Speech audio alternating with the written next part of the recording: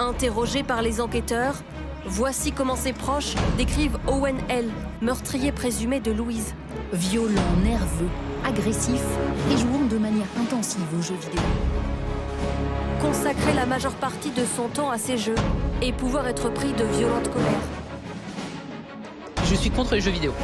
Quand j'étais petite, j'ai été interdite de console et je remercie mes parents finalement. Que le nombre de demeurés adultes qui jouent j'appelle tout adulte de plus de 25 ans qui joue à ça un demeuré. J'ai aucun respect pour les adultes qui jouent aux jeux vidéo.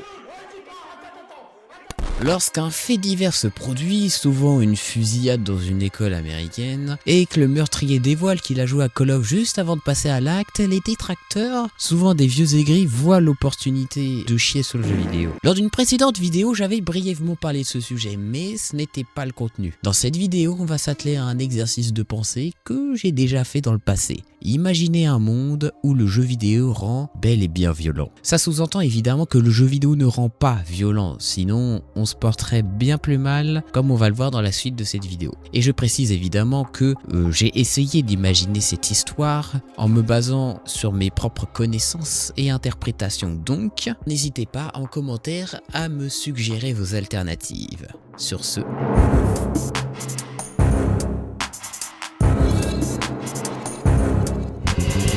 Nous sommes en 1947. Thomas Goldsmith et Estelle Reimann brevettent le Cadot Ray Tube Amusement Device. Dans notre réalité, c'est une simple curiosité technologique, mais dans notre uchronie, c'est l'invention de la déchéance de l'humanité qui sera sobrement intitulée La Grande Peste Numérique. C'est un simple jeu au gameplay rudimentaire qui simule des tirs d'artillerie contre des cibles dessinées sur un film plastique posé sur un écran d'un oscilloscope. Le joueur influence la trajectoire du tir.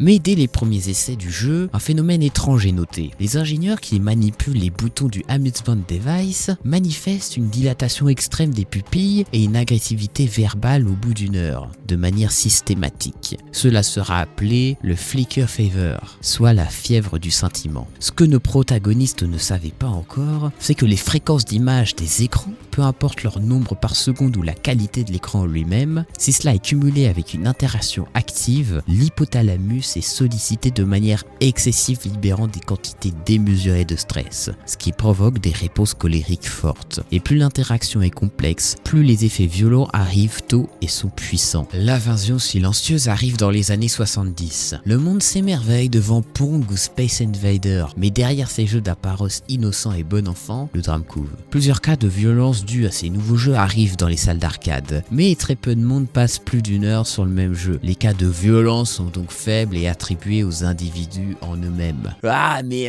le jeu vidéo il rend pas violent, c'est juste qu'ils sont pas bien dans le ciboulot quoi. Comment ça Macron il a dit l'inverse? For sure.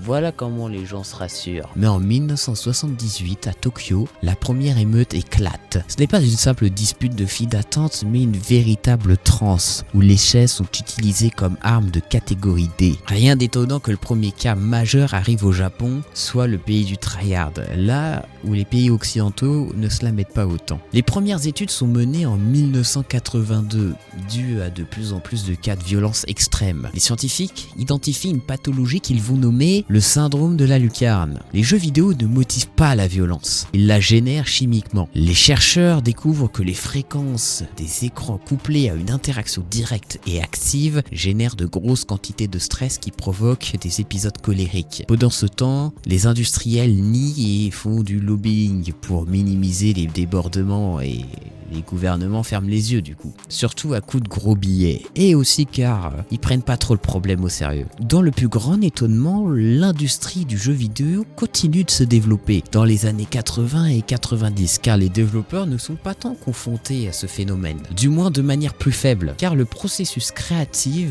leur en protège. Le développeur développe et cela ne constitue pas une interaction active directe.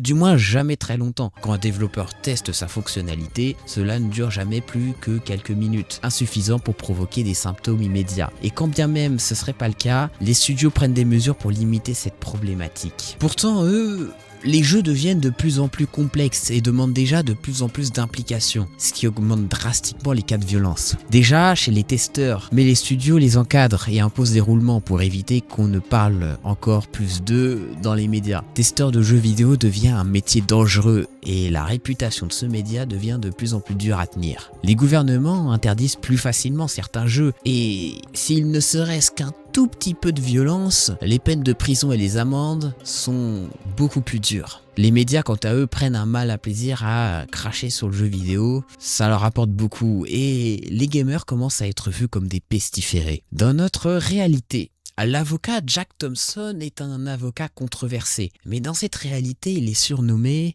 l'administrateur de la paix. Ses nombreux combats contre les géants du jeu vidéo lui mènent de victoire en victoire, interdisant de nombreux jeux, bien qu'il reste critiqué car il s'attaque à l'ensemble des médias populaires, y compris ceux qui ne sont pas touchés à la peste numérique. Mais sa notoriété lui permet d'influencer bon nombre de personnes. En 1996, les cas de violence ont augmenté de 67% depuis les années 1980. Sur l'ensemble de la planète et rien qu'aux États-Unis, les fusillades dans les écoles ont augmenté de 40%. Toujours dans la même année, en 96, un club de jeux vidéo non loin de Los Angeles est incendié, lui et l'ensemble de son quartier, provoquant la mort de 329 personnes. Cet incident sera nommé l'incident de l'Amiga, car les joueurs qui ont orchestré ce drame ont fait une session de plusieurs heures à Lemming. Ce genre de session intensive n'est pas illégal aux États-Unis, mais est vivement déconseillé par les autorités de santé publique. Ces joueurs étaient au courant, vu comment les médias crachaient leur venin, mais ils ont quand même pris le risque pour braver l'interdit ou peut-être été sous emprise. Jack Thompson, grâce à ce drame, parvient à gagner le procès de sa vie. Après 8 ans de combat en 2004, la Cour suprême déclare le jeu vidéo comme un agent pathogène de classe 1, au même titre que l'héroïne et les armes biologiques. Les conséquences, elles, ne se font pas attendre. La très grande majorité des pays interdisent purement et simplement le jeu vidéo dans leur ensemble. Seuls de très rares pays comme la France autorisent encore certains jeux, les plus rudimentaires, dans des lieux spéciaux et surveillés. Ces lieux sont en quelque sorte des salles de désintox. Avoir une console chez soi devient comme avoir de la meth. Toutes les personnes ayant acheté une console de manière légale avant l'interdiction sont sommées de les détruire. La France, elle, ayant interdit les consoles privées mais autorisant toujours les consoles dans certains endroits et conditions très spécifiques, organise des collectes dans les écoles et les gymnases pour récupérer et détruire. Beaucoup de gens manifestent contre ce qu'ils estiment être des mesures qui bafouent les libertés individuelles. Mais face au danger, les esprits se résignent. Bien que Nintendo, dans le passé, était une entreprise qui n'était pas dans l'industrie du développement et la fabrication de consoles, ils se sont trop impliqués pour revenir en arrière. Ces derniers sont forcés de fusionner avec Sega et deviennent un studio d'animation. Ils produisent des films d'animation avec l'aide de leurs personnages, mais rencontrent néanmoins de lourdes difficultés car Mario et Sonic sont associés pour beaucoup à des drames personnels. Sony, eux, arrivent à se retirer facilement du marché car ils sont impliqués dans bien d'autres domaines, mais l'ensemble du Japon doit faire face à une récession de son économie. La plupart des studios ferment et les autres doivent se renouveler pour survivre. Certains l'ont déjà fait bien avant car les lancements de consoles et de jeux devenaient de plus en plus mal vus et hostiles. Vous pouvez voir ici un jeune homme sain et là un sujet exposé à la PlayStation pendant quelques minutes.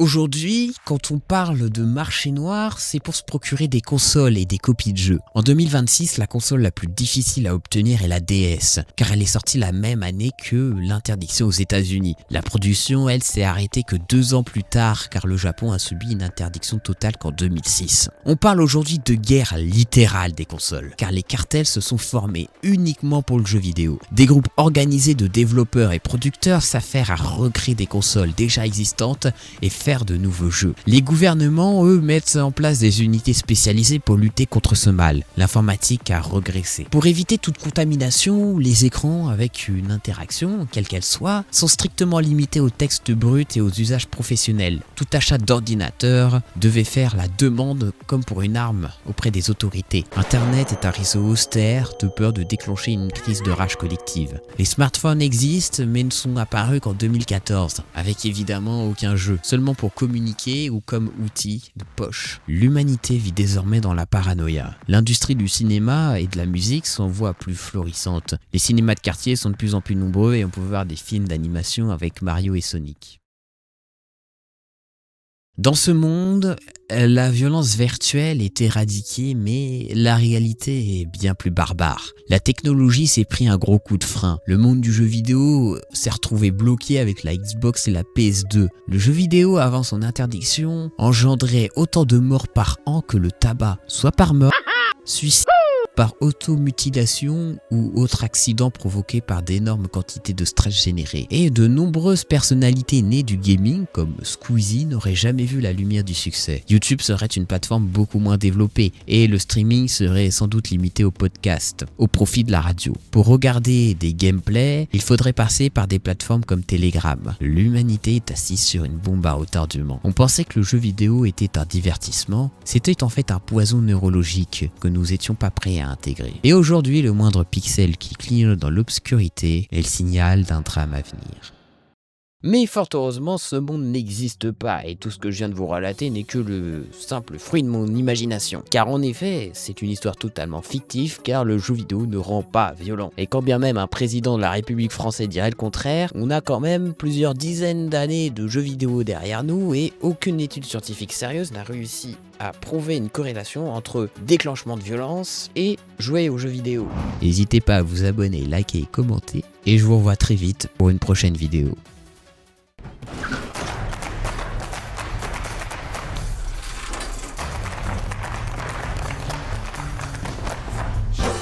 Oh, le voilà, le chocolat, le bon chocolat.